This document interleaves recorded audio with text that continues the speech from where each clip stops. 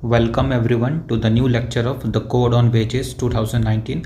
और आज हमारा 5th लेक्चर है और आज के लेक्चर में हम लोग चैप्टर 4 पे जो कि है आपका पेमेंट ऑफ बोनस उस पे सारे एमसीक्यूज करेंगे और ये आपका सेक्शन 26 से 41 कवर करता है। So let's move on to question number 1। Question number 1 है the provision of this chapter that is to say payment of bonus shall apply to such establishment in which the minimum persons employed on any day during an accounting year are. ये question ये पूछ रहा है कि आपका जो code on wages का जो चैप्टर 4 है पेमेंट ऑफ बोनस वो उन्हीं एस्टैब्लिशमेंट पे लगेगा जहाँ पे मिनिमम नंबर ऑफ पर्सन्स जो एम्प्लॉयड है वो कितने होने चाहिए on any day during an accounting year. तो इसका आंसर है ऑप्शन बी 20। मिनिमम 20 या इससे ज़्यादा आपके पर्सन्स एम्प्लॉयड होने चाहिए उस एस्टैब्लिशमेंट में, वहीं पे आपका जो पेमेंट ऑफ बोनस का जो चैप्टर है वो लागू होगा।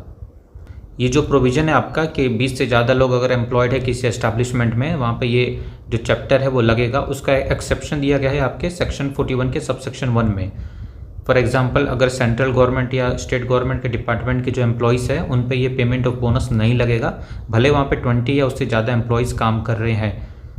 दूसरा एग्जाम्पल है रिजर्व बैंक ऑफ इंडिया के एम्प्लॉयज़, तीसरा है LIC के जो एम्प्लॉयज़। तो ऐसे अलग अलग वहाँ पे एग्जांपल्स दिए गए हैं। तो इसको छोड़ के बाकी सारे एस्टैब्लिशमेंट में अगर 20 से ज़्यादा लोग काम कर रहे हैं तो वहाँ पे ये चैप्टर लगेगा पेमेंट ऑफ बोनस।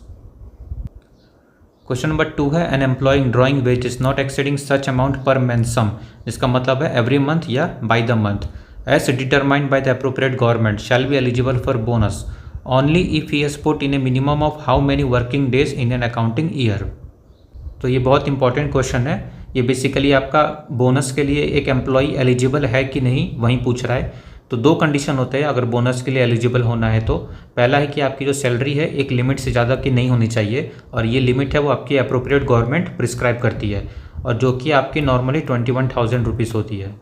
आपके जो कोड ऑन वेजेस के रूल्स में है वो आने वाले हैं, उसमें बताया है कि जो सैलरी मैक्सिमम होनी चाहिए बोनस के लिए एलिजिबल होने के लिए वो 21,000 रुपीज़ होनी चाहिए, या फिर अगर नहीं बताया तो आप मान के चलो 21,000 रुपीज़ लिमिट है। इससे कम होगी तभी आप बोनस के लिए एलिजिबल होगे, ये 21,000 रुपीज़ पर मंथ। और दूसरा जो कंडीशन है वो है कि आपको मिनिमम नंबर ऑफ डेज है वो आपको काम करना है एक पूरे अकाउंटिंग ईयर में। अगर दोनों कंडीशन आप सेटिस्फाई करते हो तभी आप बोनस के लिए एलिजिबल हो। तो कितने मिनिमम नंबर ऑफ डेज होने चाहिए एक अकाउंटिंग ईयर में? तो इसका आंसर है ऑप्शन डी 30। आपको एक साल में मिनिमम 30 डेज काम करना ही है तभी आप बोनस के लिए एलिजिबल होगे। So remember this, it is very important. Question number 3 है the employer has to pay an annual minimum bonus to the employee as in the previous question calculated at the rate of -% of the wages earned by the employee और ₹, whichever is higher. जो employer है उसे अपने employee को एक minimum bonus देना होता है और उसका रेट क्या होता है यही पूछा यहाँ पे, या फिर कुछ एक अमाउंट होता है फिक्स गवर्नमेंट करती है, दोनों में से जो भी ज़्यादा हो वो उसे देना होता है। तो सारे ऑप्शन आप पढ़ लेना, इसका आंसर है ऑप्शन ए। मिनिमम जो रेट ऑफ बोनस होता है वो होता है 8.33% उसके सैलरी का, या फिर 100 रुपीज़। इन दोनों में जो भी ज़्यादा अमाउंट आएगा वो उसे देना होगा अपने एम्प्लॉई को। यहाँ पे 8.33% का सिग्निफिकेंस क्या है? इसका मतलब होता है 1/12। Okay, 1/12 is 8.33 and what is 1/12? 1/12 मतलब अब अगर आप पूरा एक अकाउंटिंग ईयर की बात करें उसमें 12 मंथ होते हैं तो उससे एटलीस्ट एक मंथ की जो सैलरी है ऐसे बोनस एक्स्ट्रा मिलती है। ये मिनिमम बोनस होता है एक मंथ की सैलरी।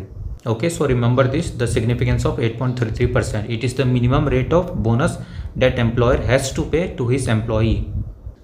क्वेश्चन नंबर 4 है चूज द करेक्ट स्टेटमेंट। पहला है the employer has to pay an annual minimum bonus only if there is an allocable surplus during the previous year. कि अगर एम्प्लॉयर के पास पिछले ईयर में अगर एलोकेबल सरप्लस आया है तभी वो आपका जो बोनस है मिनिमम बोनस वो अपने एम्प्लॉयज़ को पे करेगा। ऑप्शन बी है कि the employer has to pay an annual minimum bonus whether or not there is an allocable surplus during the previous year. कि एलोकेबल सरप्लस आया है या नहीं आया है उससे कोई मतलब नहीं है, एम्प्लॉयर को मिनिमम बोनस जो है वो अपने एम्प्लॉयज़ को पे करना ही होगा। ऑप्शन सी है the employer has to pay an annual minimum bonus only if the allocable surplus is greater than the minimum annual bonus payable to the employees. कि जो मिनिमम एनुअल बोनस जो होता है 8.33%, तो इससे जो अमाउंट आएगा इससे का ज़्यादा का अगर एलोकेबल सरप्लस आया है तभी वो पे करेगा। और चौथा ऑप्शन है नन ऑफ द अबव। तो इसका जो करेक्ट आंसर है वो है ऑप्शन बी, कि अगर एम्प्लॉयर के पास एलोकेबल सरप्लस है या नहीं आया है उससे कोई मतलब नहीं है, उसे मिनिमम बोनस पे करना होगा। और ये एलोकेबल सरप्लस क्या होता है? एलोकेबल सरप्लस आपका अवेलेबल सरप्लस का कुछ परसेंटेज होता है, वो हम लोग अगले क्वेश्चंस में देखेंगे। और आपका जो अवेलेबल सरप्लस होता है वो आपका नेट प्रॉफिट होता है कंपनी का, जिसमें से आप डिप्रिसिएशन हटा दो, टैक्सेस हटा दो और बाकी जितने भी खर्चे हैं वो सब हटा दो, जो बचेगा वो अवेलेबल सरप्लस होगा। और अवेलेबल सरप्लस का कुछ परसेंटेज आपका एलोकेबल सरप्लस होगा। ओके, सो इन शॉर्ट आप ये समझो प्रॉफिट। तो मतलब क्या हुआ कि एम्प्लॉयर को प्रॉफिट हुआ या घाटा हुआ उससे कोई मतलब नहीं है, उसे मिनिमम बोनस अपने एम्प्लॉयज़ को पे करना ही होता है at the rate of 8.33%। So remember this, it is very important. Option B. Question number 5 है, if the allocable surplus exceeds the amount of minimum bonus payable to the employees, the employer shall be bound to pay every employee bonus which shall be in proportion to the wages earned by the employees subject to a maximum of -% of wages। अभी हम लोगों ने पिछले question में देखा था कि employer के पास एलोकेबल सरप्लस आए या ना आए, मतलब प्रॉफिट हो या ना हो, उससे कोई मतलब नहीं है, उसे अपने एम्प्लॉयज़ को एट द रेट ऑफ 8.33% जो है वो मिनिमम बोनस पे करना ही होता है। लेकिन अगर जो एलोकेबल सरप्लस है वो बहुत ज़्यादा आ गया, जो आपका मिनिमम बोनस का जो रेट है उससे भी ज़्यादा आ गया, तो उस केस में क्या होता है, एम्प्लॉयर की ड्यूटी बनती है, शैल बी बाउंड टू पे, कि जितना भी एक्स्ट्रा एलोकेबल सरप्लस आया है वो उसे अपने एम्प्लॉयज़ में ऐसे बोनस पे करना होता है। लेकिन एक लिमिट दी गई है वहाँ पे कि इतना परसेंटेज से ज़्यादा आप उसे पे नहीं कर सकते। मिनिमम क्या होता है? 8.33%। ये मिनिमम रेट ऑफ बोनस का पे करने का होता है, लेकिन एक मैक्सिमम लिमिट भी होता है। तो वो क्या है? इसका आंसर है ऑप्शन सी, 20%। मैक्सिमम आप 20% of the rate of wages है वो आप बोनस की तरफ पे कर सकते हो, इससे ज़्यादा नहीं। और जो मिनिमम है वो है 8.33%। ये दोनों आप लिमिट्स याद रखना। जितना ज़्यादा एलोकेबल सरप्लस आएगा उतना प्रोपोर्शनली वो अपने जो एम्प्लॉयज़ है उसको ऐसे बोनस पे करते रहेगा, लेकिन 20% से ज़्यादा वो पे नहीं कर सकता। क्वेश्चन नंबर 6 है, in the first dash accounting years following the accounting year in which the employer sells the goods produced और मैन्युफैक्चर और renders services from such establishment, bonus shall be payable only in respect of the accounting year in which the employer derives profit from such establishment. कोई employer है जिसने just शुरुआत की है अपने establishment की, जो कोई गुड्स प्रोड्यूस करता है या फिर मैन्युफैक्चर करता है या कोई सर्विसेज देता है, तो वहाँ पे उसे एक्ट में कुछ रिलीफ दिया गया है कुछ सालों तक कि अगर उससे प्रॉफिट होता है तभी वो बोनस उसे पे करना होगा, जो भी मिनिमम रेट है या फिर जो भी रेट हो, तो वो कितने सालों का रिलीफ होता है। तो इसका आंसर है option B, in the first 5 accounting years following the accounting year in which the employer sells the goods. मतलब सपोज कीजिए उसने इस साल से अपनी जो एस्टैब्लिशमेंट है वो स्टार्ट की और इसके बाद ये एक अकाउंटिंग ईयर हो गया आपका, तो इस अकाउंटिंग ईयर के बाद अगले 5 साल तक, ठीक है, इसके अगले 5 साल तक, पहले अकाउंटिंग ईयर के अगले 5 साल तक अगर उससे प्रॉफिट होता है तभी वो जो बोनस है वो अपने एम्प्लॉयज़ को पे करेगा। Okay, so remember this, in the first 5 accounting years, ये आपका 5 हो गया, following the accounting year in which the employer sells the goods produce और मैन्युफैक्चर, ये आपका 1 साल इधर हो गया। ओके, ये यहाँ पे स्टार्ट करता है, इसका एक अकाउंटिंग ईयर चला जाता है, इसके अगले 5 अकाउंटिंग ईयर की बात कर रहा है कि यहाँ पे तभी वो बोनस देगा जब उसको प्रॉफिट होगा। सो रिमेंबर दिस। क्वेश्चन नंबर 7 है, which section deals with set on and set of allocable surplus. तो ये सेक्शन है आपका सेक्शन 36। यहाँ पे सेट ऑन और सेट ऑफ की बात की गई है कि अगर आपका प्रॉफिट हो वो बहुत ज़्यादा आता है तो 20% से ज़्यादा आप बोनस पे नहीं कर सकते, तो जो आपका जो बचेगा उससे आप सेट ऑन कर सकते हो फ्यूचर के लिए, या फिर अगर आपका घाटा हुआ है तो उसे आप सेट ऑफ कर सकते हो फ्यूचर के लिए। इसमें आपको ज़्यादा डिटेल्स में जाने की ज़रूरत नहीं है, ये पूरा फाइनेंस अलग आ गया। सो जस्ट रिमेंबर दिस कि सेक्शन 36 में आपका सेट ऑन और सेट ऑफ की बात की गई है। क्वेश्चन नंबर 8 है, चूज द रॉन्ग स्टेटमेंट। ठीक है, यहाँ पे हमें गलत स्टेटमेंट बताना है। पहला है, for the first 5 accounting years following the accounting year in which the employer sells the goods produced और मैन्युफैक्चर्ड बाय हिम और renders services the provision of section 36 shall not apply. तो पहला स्टेटमेंट ये कह रहा है कि for the first 5 accounting years following the accounting year. ठीक है, यहाँ पे आपने अपना एस्टैब्लिशमेंट स्टार्ट किया, इसका 1 साल बीता, यहाँ पे 1 साल बीत गया और इसके अगले 5 साल तक आपका जो सेक्शन 36 में जो सेट ऑन और सेट ऑफ का जो प्रोविज़न है वो अप्लाई नहीं होगा। Okay, so this is correct option. पहला बात हम लोग जानते थे, पिछले क्वेश्चन में हम लोग ने पढ़ा था कि इस 5 साल में आपको बोनस तभी पे करना होगा जब आपका प्रॉफिट होगा। और दूसरा बात यहाँ पे आपका जो सेक्शन 36 के जो प्रोविजन है सेट ऑन और सेट ऑफ के, वो यहाँ पे अप्लाई नहीं होंगे। So remember this. Option B कह रहा है कि for the 6th and 7th accounting year following the accounting year in which the employer sells the goods produced और मैन्युफैक्चर्ड बाय हिम और renders services the provision of section 36 shall be applied in the manner prescribed by the central government. कि यहाँ तक आपका 5 साल हो गया, ठीक है, ये 5 साल हो गया। अब इसके बाद जो 6th year and 7th year आता है, ओके, ये 6th ईयर है 7th ईयर हो गया, यहाँ पे आपका सेट ऑन और सेट ऑफ का प्रोविजन लगेगा, लेकिन उसी मैनर में लगेगा जिस मैनर में आपकी सेंट्रल गवर्नमेंट ने प्रिस्क्राइब किया है। सो ये भी ऑप्शन आपका सही है। ऑप्शन सी है for the 8th accounting year following the accounting year in which the employer sells the goods or render services the provision of section 36 shall apply.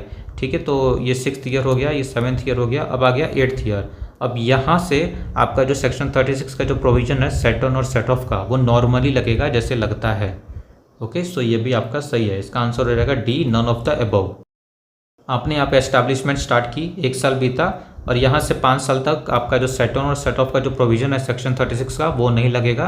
6th और 7th ईयर में जैसा central government ने जिस manner में prescribe किया है उसी manner में लगेगा, और 8 साल के बाद जो नॉर्मली जैसा लगता है वैसा ही लगेगा। सो remember this things. Question number 9 है choose the wrong option. An employee shall be deemed to have worked in an establishment in any accounting year also on the days on which। यहाँ पे कुछ conditions दिए गए हैं और हमें बताना है कि कौन कौन से कंडीशन में ऐसा माना जाएगा कि जो एम्प्लॉय है उसने काम किया है एस्टैब्लिशमेंट में, और उन दिनों को उसके वर्किंग डेज में काउंट किया जाएगा। ये आपका जो बोनस का जो होता नहीं है 30 डेज मिनिमम करना चाहिए बोनस के लिए एलिजिबल होने के लिए, वहाँ पे काम आएगा, या फिर जो भी हो आपके वर्किंग डेज में काउंट किया जाएगा। पहला है he has been laid of.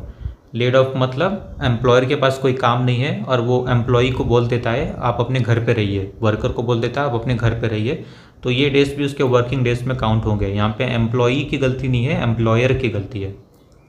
Option B है he has been on leave with salary और वेजेस। अगर जो एम्प्लॉई है वो पेड लीव्स लेता है, आपका एक तो संडे जो लीव होता है वो तो होता ही है, और जो पेड लीव्स लेता है साल में कुछ मिलते हैं, वो भी आपके वर्किंग डेज में काउंट होते हैं for the purpose of chapter 4 payment of bonus. Option C है he has been absent due to temporary disablement caused by any accident. ये ऑप्शन ये कह रहा है कि अगर उसकी कोई टेम्पोररी डिसेबलमेंट हो जाती है, इंजरी हो जाती है कॉस्ड बाय एनी एक्सीडेंट, तो उसकी वजह से अगर वो एब्सेंट होता है अपने जॉब में, तो उन डेज को भी उसके वर्किंग डेज में माना जाएगा। ओके, तो ये गलत ऑप्शन है, मैं आपको बताता हूँ क्यों। लास्ट पढ़ लेते हैं। The employee has been on maternity leave with salary और वेजेस। अगर जो फीमेल वर्कर्स है या एम्प्लॉयज़ है, अगर वो मैटरनिटी लीव पे रहती है विद सैलरी और वेजेस, जो कि मैक्सिमम 26 वीक का मिलता है 1 साल में, तो वो भी आपके वर्किंग डेज में काउंट होता है। Okay, so remember this is also very important.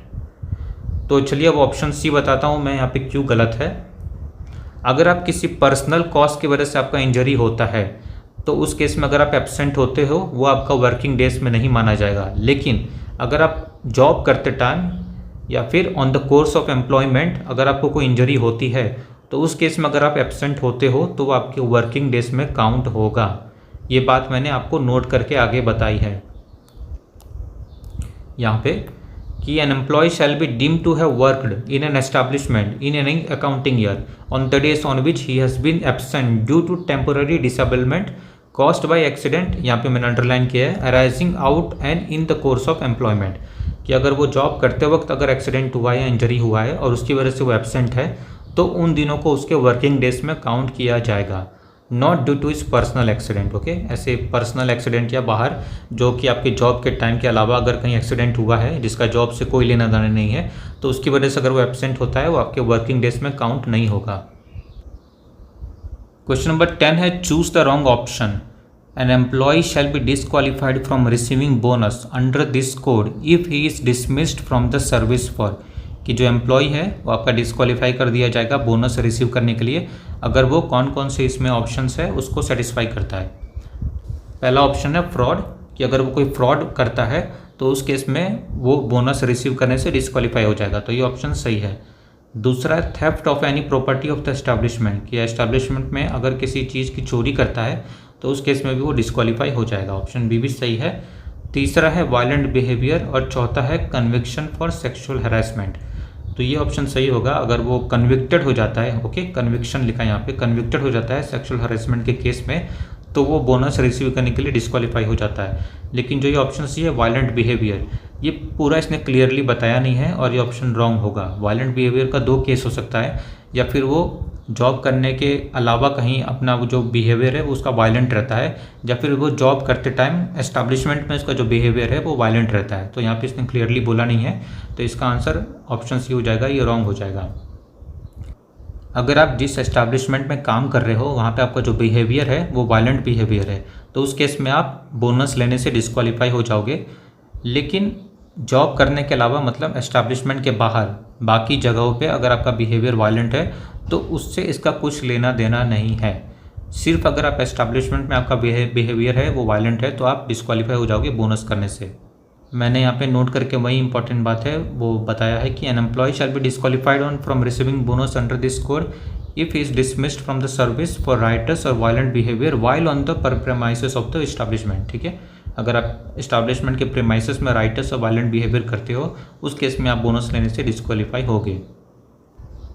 Question number 11 है the bonus shall be paid out of allocable surplus which shall be an amount equal to -% in case of banking company and -% in case of other establishment of the available surplus।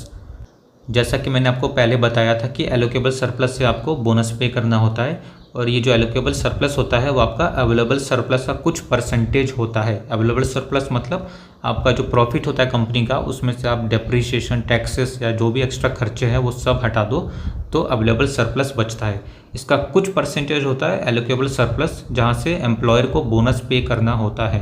तो वो कितना percentage होता है in case of banking company और कितना percentage होता है in case of other establishment.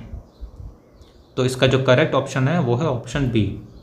In case of banking company available surplus का 60% है वो आपका एलोकेबल सरप्लस हो जाएगा, और इन case of other establishment available surplus का 67% होगा वो आपका एलोकेबल सरप्लस हो जाएगा, और यहीं से बोनस पे किया जाता है। मैंने यहाँ पे वही इंपॉर्टेंट बात यहाँ पे नोट करके बताई है कि ग्रॉस प्रॉफिट होता है वो प्रॉफिट होता है जो एक बिजनेस बनाती है after subtracting all the cost that are related to manufacturing and selling it products और सर्विसेज। और इस जो ग्रॉस प्रॉफिट में अगर आप जो डेप्रीशिएशन है या डायरेक्ट टैक्सेस है या फिर दूसरे जो भी है उसको हटा दो तो वो आपका अवेलेबल सरप्लस हो जाता है। क्वेश्चन नंबर 12 है where for any accounting year the allocable surplus exceeds the amount of maximum bonus payable to the employees in the establishment then the excess shall subject to a limit of -% of the total wage of the employees in that accounting year be carried forward for being set on in the succeeding year। जैसा कि हम लोगों ने पहले देखा था कि जो 8.33% होता है ये मिनिमम रेट ऑफ बोनस पे करना होता है एम्प्लॉयर को, और जो मैक्सिमम जो रेट ऑफ बोनस कर सकता है वो आपके एलोकेबल सरप्लस से जो पे कर सकता है वो होता है 20%। ओके, लेकिन अगर जो एलोकेबल सरप्लस है वो 20% से भी ज़्यादा का आता है, ओके 20% से भी ज़्यादा का आता है तो लिमिट है ना 20% से ज़्यादा का वो बोनस पे नहीं कर सकता है, तो फिर जो अमाउंट जो बचता है वो उसे सेट ऑन कर देता है। ठीक है, सेट ऑन कर देता है फ्यूचर में यूज़ होने के लिए कि आगे चल के अगर लॉस होता है कंपनी को तो जो अमाउंट उसने सेट ऑन किया है, रिजर्व किया है, तो वो वहाँ पे यूज़ कर सकता है बोनस पे करने के लिए। लेकिन जो सेट ऑन करने की भी एक लिमिट दी गई है कि इतने परसेंटेज से ज़्यादा वो सेट ऑन है वो नहीं कर सकता। तो वो कितनी लिमिट होती है, इसका answer option C. Okay, set on करने की जो मैक्सिमम लिमिट होती है वो भी 20% ही होती है। मैं आपको एक एग्जाम्पल के थ्रू समझाता हूँ पूरी बात। सपोज़ कीजिए किसी एक अकाउंटिंग ईयर में एक एस्टैब्लिशमेंट का जो एलोकेबल सरप्लस आता है प्रॉफिट वो कुछ ऐसे बताया गया है। ओके, यहाँ तक वो आता है आपका 60% of the total ways of the employees. ठीक है, 60%। तो ये आपका 8.33% है जो मिनिमम रेट ऑफ बोनस होता है उससे ऊपर है, और मैक्सिमम जो बोनस है 20% है उससे भी ऊपर है, तो उसे 20% तक जो बोनस है उसे पे करना ही होगा। ओके, यहाँ पे 8.33 मान लीजिए, तो उससे मैक्सिमम जो 20% है इतना उसको बोनस पे करना ही होगा। अब यहाँ पे 40 मान लीजिए, 40% ऑफ द टोटल वेजेस, और ये 60% हो गया। तो वो कितना जो अमाउंट है वो फ्यूचर के लिए रिजर्व कर सकता है, सेट ऑन कर सकता है। तो अभी हम लोग ने देखा वो कितना होता है 20%। मतलब ये 20% से जो 40% तक का जो 20% है ये एलोकेबल सरप्लस, ये आपका फ्यूचर के लिए रिजर्व कर सकता है, सेट ऑन कर सकता है। Okay, maximum 20% he set on कर सकता है। अब जो बच जाएगा 40 से 60 तक का, वो ना ही वो बोनस में पे कर सकता है, ना ही सेट ऑन कर सकता है, वो अपने पास वो एम्प्लॉयर है वो रख लेगा। Okay, so remember this, maximum bonus payable is 20% and maximum amount which can be set on is also 20%। यहाँ पे नोट है कि similarly if there is no allocable surplus or if it falls short of the amount of minimum bonus payable to the employees and there is no amount carried forward or set on which could be utilized for the payment of minimum bonus, then such deficiency shall be carried forward for being set off in the succeeding year and so कि हमेशा आपका जो establishment है वहाँ पे profit तो होगा नहीं, लॉस भी होगा, और कभी ऐसा भी होगा कि आप जो मिनिमम रेट ऑफ बोनस है 8.33% वो भी आप पे नहीं कर पा रहे हो, इतना कम एलोकेबल सरप्लस आया है या फिर आया ही नहीं है, कोई प्रॉफिट हुआ ही नहीं है, फिर भी आपको 8.33% तो देना ही होगा। तो उसकी वजह से जो डेफिशिएंसी होती है एम्प्लॉयर के पास, जो घाटा होता है वो सेट ऑफ कर सकता है, मतलब उस घाटे को आगे ले जा सकता है, रिजर्व कर सकता है फ्यूचर में, कि अगर फ्यूचर में अगर प्रॉफिट आता है तो वो अपने घाटे की भरपाई कर सकता है। ओके, बोनस पे पहले करेगा, उसके बाद घाटे की भरपाई करेगा, तो उसे हम लोग सेट ऑफ कहते हैं। ओके, अपनी जो डेफिशिएंसी है उसको आगे के लिए छोड़ देना, सेट ऑफ कर देना। सो remember this. Question number 13, the amount so set on according to the previous question is to be utilized for the purpose of payment of bonus up to and inclusive of dash accounting year। कि अगर आप जो amount है वो set on करते हो according to the previous question, हम लोगों ने देखा कि जो मैक्सिमम जो 20% है जो आप सेट ऑन कर सकते हो, इससे ज़्यादा नहीं कर सकते, जितना भी आप अमाउंट सेट ऑन कर सकते हो उससे आप फ्यूचर में बाई चांस अगर घाटा होता है तो वहाँ पे वो रिजर्व अमाउंट होता है, वो आप बोनस के लिए पेमेंट के लिए यूज़ कर सकते हो, लेकिन आपके एक्ट में कुछ लिमिट दी गई है कि कितने साल तक आप उसे आगे नहीं लेके जा सकते।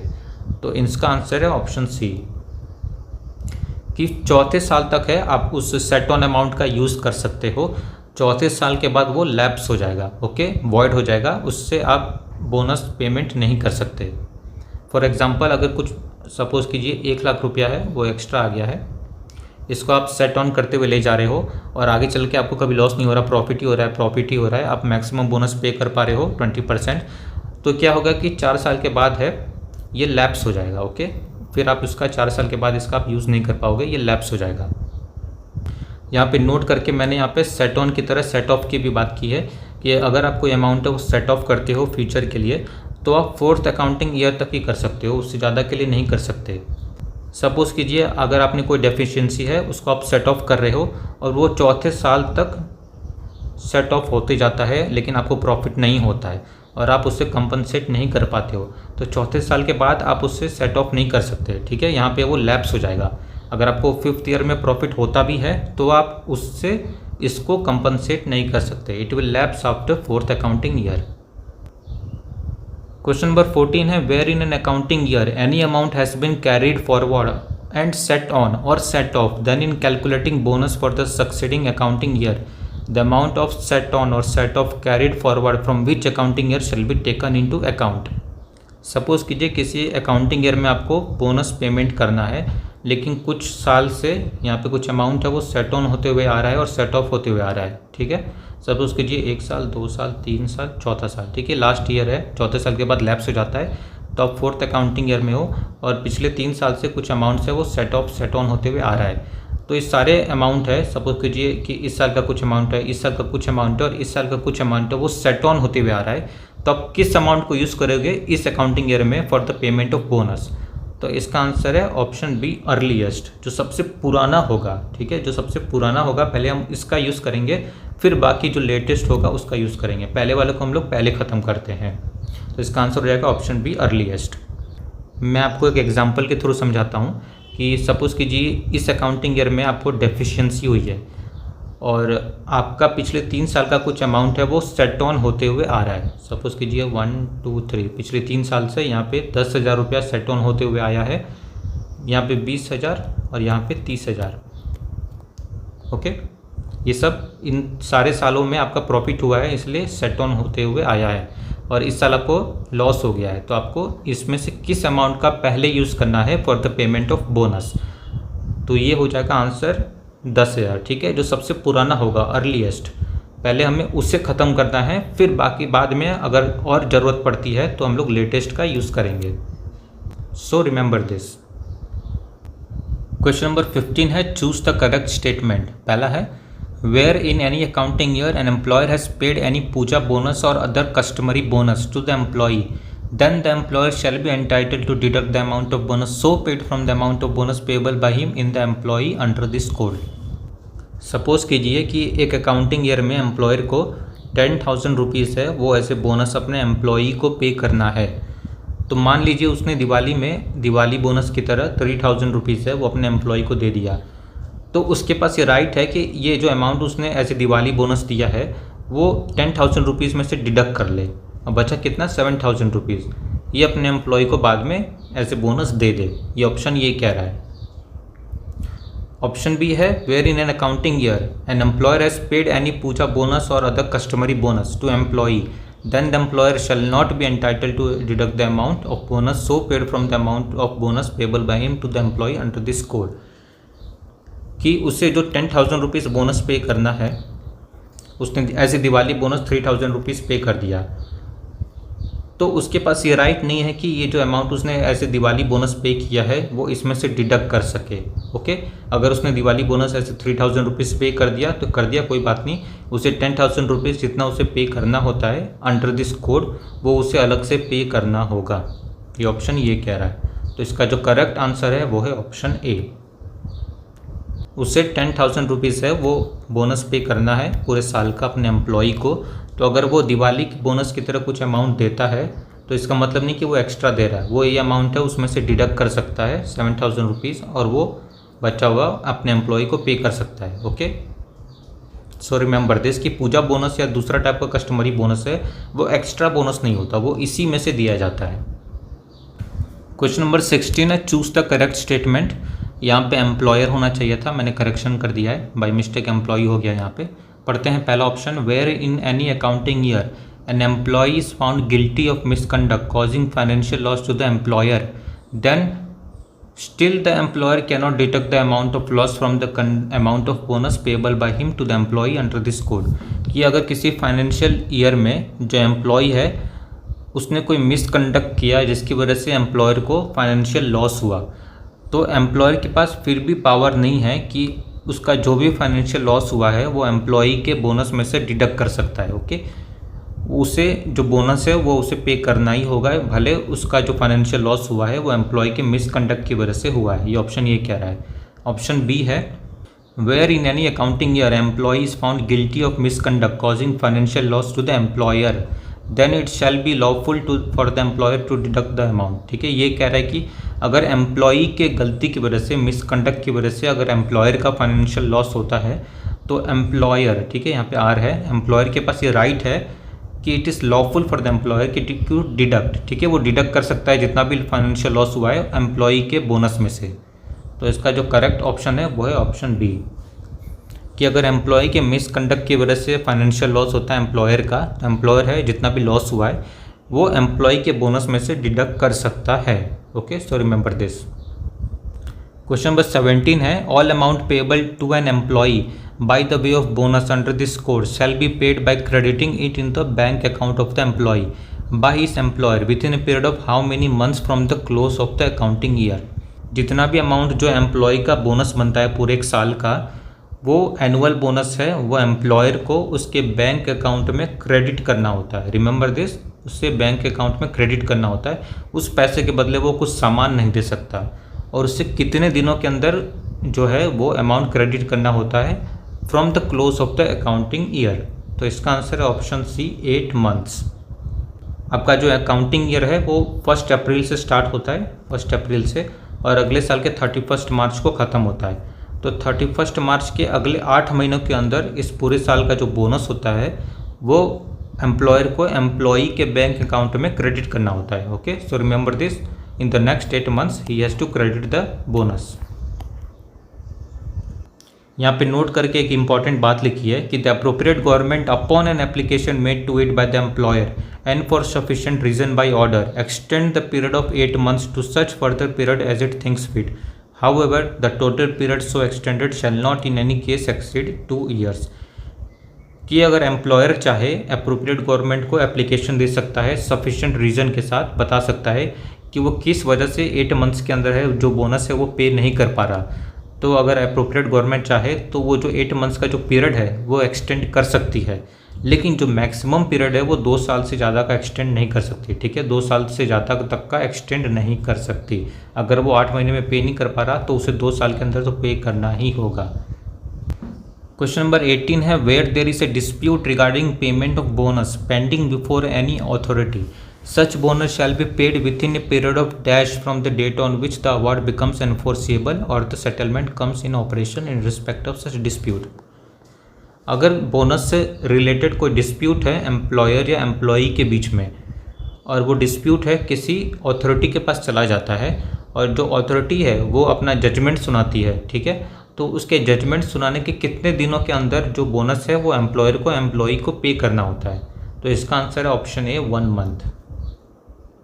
कि अगर कोई डिस्प्यूट है पेमेंट ऑफ बोनस को लेके वो पेंडिंग है किसी अथॉरिटी के पास और वो अथॉरिटी है वो कोई एक अवार्ड है वो डिक्लेयर कर देती है या फिर कोई सेटलमेंट बता देती है, तो उसके बताने के जस्ट 1 मंथ के अंदर जो एम्प्लॉयर है उसे ये अमाउंट है वो पे करना होता है। Okay, so remember this 1 month. यहाँ पे नोट करके एक इम्पॉर्टेंट बात लिखी गई है कि if there is a dispute for payment at the higher rate the employer shall pay 8 1/3% of the wages earned by the employee within a period of 8 months from the close of the accounting year। कि आपका जो dispute है वो bonus के higher rate को लेके है कि एम्प्लॉई बोल रहा है कि एम्प्लॉयर को इससे ज़्यादा का रेट से बोनस पे करना चाहिए था लेकिन उसने पे नहीं किया है, तो उस केस में पहले क्या करेगा एम्प्लॉयर है वो जो मिनिमम रेट है 8.33%, इस रेट का तो वो पहले 8 मंथ में पे कर ही देगा। उसके बाद जो आपकी अथॉरिटी है वो जैसा जजमेंट दे उस पर डिपेंड करता है, लेकिन उससे पहले उसे जो मिनिमम रेट है उस रेट से जो बोनस है वो पे करना ही पड़ेगा। Okay, in the case of dispute of higher rate of bonus. Question number 19 है, if in any accounting year an establishment in public sector sells any goods or renders services in competition with any establishment in private sector and the income from such sale or service is not less than -% of the gross income of the establishment in public sector for that year, then provision of this chapter shall apply to such establishment in public sector। आपके code on wages के section 40 में ये बोला गया है कि किसी भी पब्लिक सेक्टर के एस्टैब्लिशमेंट पे ये आपका जो चैप्टर है पेमेंट ऑफ बोनस वो नहीं लगेगा, लेकिन वहाँ पे एक एक्सेप्शन दिया गया है और उसी एक्सेप्शन पे मैंने ये क्वेश्चन बनाया है। एक्सेप्शन क्या है मैं आपको बताता हूँ कि कोई एक पब्लिक सेक्टर का एक एस्टैब्लिशमेंट है वो कोई गुड्स सेल कर रहा है, okay, in competition with an establishment of private sector. ये आपका प्राइवेट सेक्टर हो गया, ये एस्टैब्लिशमेंट है और इसके कंपटीशन में एक गुड्स सेल कर रहा है, ओके, और जो पब्लिक सेक्टर का जो ग्रॉस प्रॉफिट हो रहा है 1 साल का उसका कुछ परसेंटेज है वो इस गुड्स को सेल करने से आ रहा है जो आपके प्राइवेट सेक्टर के कंपटीशन में सेल हो रहा है। तो उस परसेंटेज से अगर ज़्यादा आ रहा है तो आपका जो पेमेंट ऑफ बोनस एक्ट का जो चैप्टर है वो उस पर लगेगा। तो क्या है आंसर इसका? Option C 20%। ये जो पब्लिक सेक्टर का जो ग्रॉस प्रॉफिट आ रहा है पूरे साल का उसका 20% से ज़्यादा जो प्रॉफिट है वो इस गुड्स को सेल करने से आ रहा है। कौन से गुड्स को सेल करने से? इन competition with an establishment of private sector. तो उस केस में आपका जो पेमेंट ऑफ बोनस एक्ट का जो चैप्टर है वो इस पब्लिक सेक्टर के एस्टैब्लिशमेंट पे लगेगा। Okay, so remember this. और आज का हम लोग का लास्ट क्वेश्चन है question number 20। Nothing in this chapter payment of bonus shall apply to. ये आपका सेक्शन 41 के सब सेक्शन 1 में दिया गया है कि किन किन एस्टैब्लिशमेंट या एम्प्लॉयज़ पे ये पेमेंट ऑफ बोनस है वो नहीं अप्लाई होगा। आइए एक एक करके ऑप्शंस पढ़ते हैं। पहला है employees employed bye life insurance corporation of India. ये मैंने आपको पहले ही भी बताया था, इन पे पेमेंट ऑफ बोनस नहीं लगता है। Indian red cross society, universities and other educational institutions, reserve bank of India. तो ये ऑप्शन सही है। इन सारे एम्प्लॉयज़ पे, ठीक है, ये सारे एस्टैब्लिशमेंट के एम्प्लॉयज़ पे पेमेंट ऑफ बोनस नहीं लगता है। दूसरा है seamen of the merchant shipping act, employees registered under the dock workers act, ठीक है, इस पर भी नहीं लगेगा। आपके जो मर्चेंट शिपिंग के जो सीमैन है या जो डॉक पे काम करते हैं वर्कर्स, उन पे पेमेंट ऑफ बोनस नहीं लगता। ऑप्शन सी है employees employed by inland water transport establishment operating on routes passing through any other countries. Okay, तो इन पे भी नहीं लगेगा। चौथा है employees employed by an establishment under the authority of any department of central और स्टेट गवर्नमेंट और ए लोकल अथॉरिटी। आपकी सेंट्रल गवर्नमेंट या स्टेट गवर्नमेंट या लोकल अथॉरिटी का कोई एस्टेब्लिशमेंट है, उसके अंदर एम्प्लॉयज़ है, उन पे पेमेंट ऑफ बोनस नहीं लगेगा। ओके, तो इसका आंसर हो जाएगा ऑल ऑफ द अबव। इन सारे एम्प्लॉयज़ पे आपका जो पेमेंट ऑफ बोनस है वो नहीं लगेगा, remember this. So that's all for today's lecture. और नेक्स्ट लेक्चर पे हम लोग अगला चैप्टर स्टार्ट करेंगे एडवाइजरी बोर्ड्स और उसके आगे का। और अगर आपको अच्छा लगा तो प्लीज़ लाइक शेयर और सब्सक्राइब कर देना। And thanks for watching.